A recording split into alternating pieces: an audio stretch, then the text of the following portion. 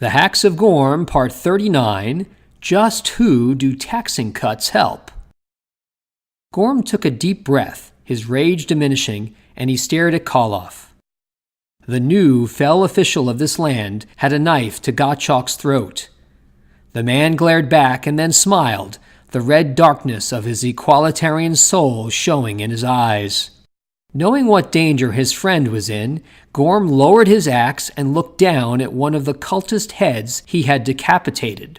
He frowned at its pretentious blue-dyed haircut and picked it up for a barbarian critique. Koloff and even the other officials on stage gasped. Yes, they were all corrupt zombie public lords, democrats and their servants, but they were still taken aback by Gorm's gruesome barbarity.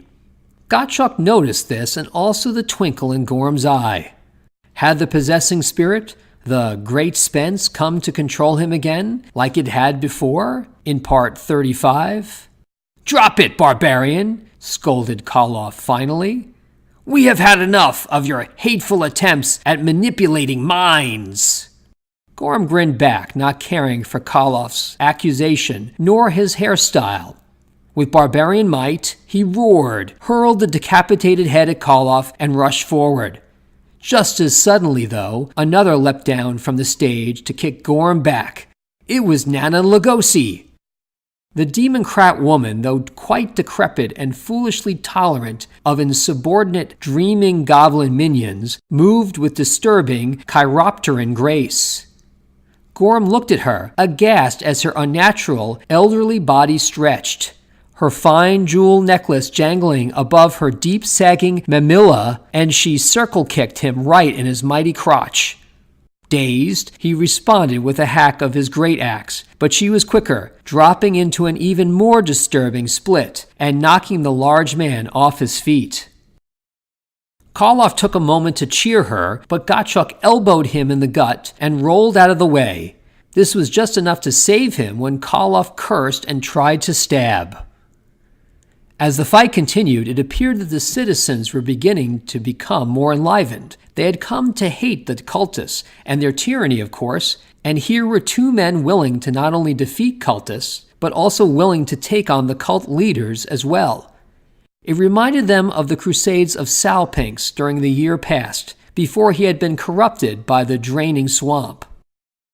The zombie public lords noticed the crowd's reaction and looked back down at the fight too. Yes, their first inclination was to start eating everyone's brains, but these were more evolved zombies, and they knew of more sophisticated ways to do that.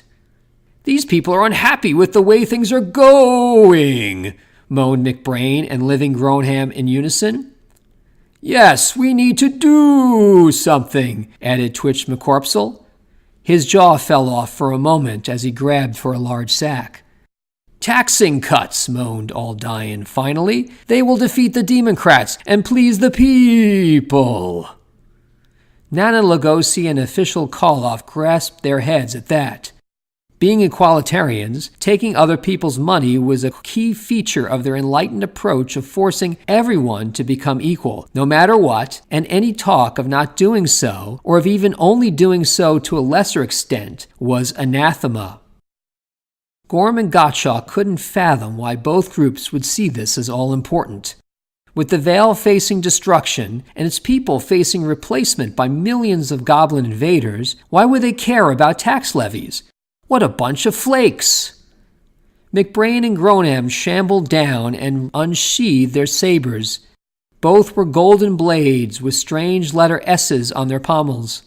Nana Lugosi hissed and rushed McBrain, trying to bite into his broken skull with her vampiric fangs. She landed partially on his weapon, and it took a few of her jewels, though it otherwise did no harm. She then knocked McBrain to the ground, seemingly not taxed at all.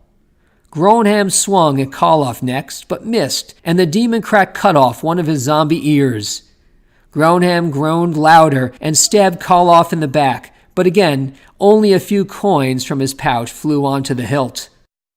Nana Lugosi then did a cartwheel, shrieked, and kicked Gronham's saber into the crowd. "These taxing cuts useless," said Gorm as he looked on with Gottschalk. Yes, Gottschalk had to agree. Why were they even made? They did no harm to the Democrats. He then looked at the fallen saber. It had begun to draw all the meager coins from the citizens nearby. They yelled, fruitlessly trying to hold onto their purses, and ran. Twitch McCorpsel, his jaw now reattached by one of his nurses, laughed on stage as the sword returned to him, filling the large sack with the townsfolk's wealth. A number of goblins came up too to help him drag it away. Gottschalk and Gorm could see it was marked Corp, as if intended for some body. Gorm glared. Just who do taxing cuts help? Next week, The Hacks of Gorm, Part 40.